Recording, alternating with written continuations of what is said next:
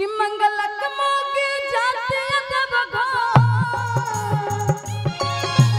मंगलक मोगे जाते देव घर पहन के गेरुआ साड़ी सजनवा हमरो के बलमवा हमरो के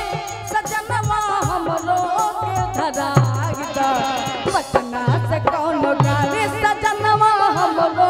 के धराई दा पटना से कौन गाड़ी मंगलक मोगे जाते देव घर मंगलक मोगे जाते देव घर पहन के गेरुआ साड़ी सजनवा हमरो के बलमवा हमरो के सजनवा हमरो के धराई दा पटना से कौन गाड़ी सजनवा हमरो के धराई दा पटना से कौन गाड़ी बोलो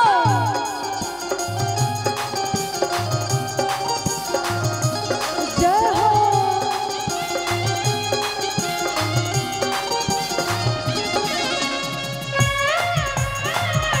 एक बार ताली होनी चाहिए बड़ा मजा आएगा ओहो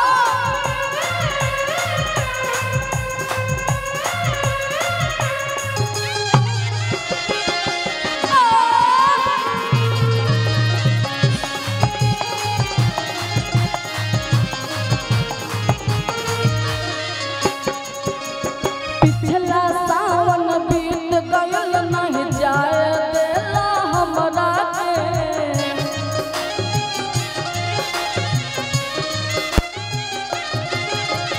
अब की बात न मानब सैया समझाइला तोहरा के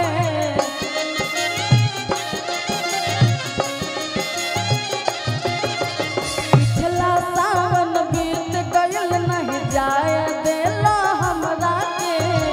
अब की बात न मानब सैया समझाइला तोहरा के भुवरा के चाचे जाते देव भुवरा के चाचे जाते देव घर भुवरा के चाचे जाते देव घर बेच के भुवरे पारी सजनवा हमरो के बलमवा हमरो के सजनवा हमरो के धराई दा पटना से कौन गाड़ी सजनवा हमरो के धराई दा पटना से कौन गाड़ी बोलो ओहो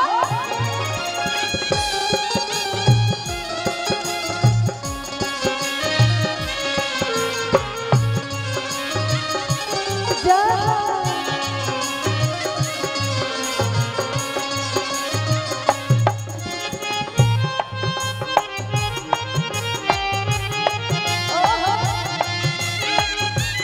बहुत बहुत धन्यवाद आप दोनों आदमी को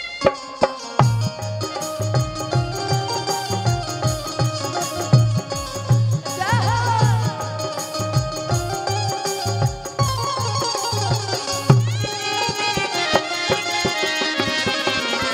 बोल सच्चे दरबार की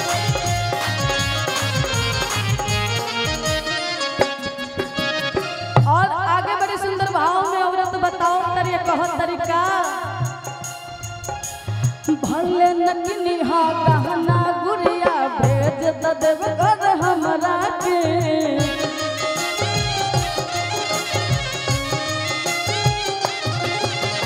बिना बलमुआ बतिया माना भेज द देव घर हमरा के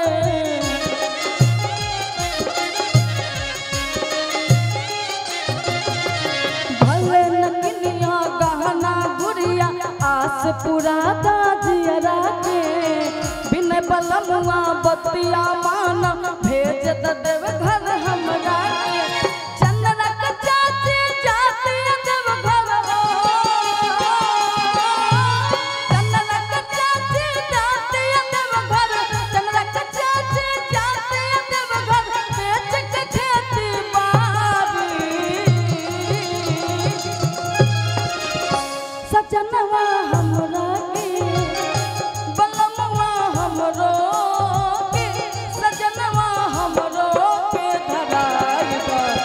पटना से कौन गाड़ी सजनवा हमरो के धराई द। पटना से कौन गाड़ी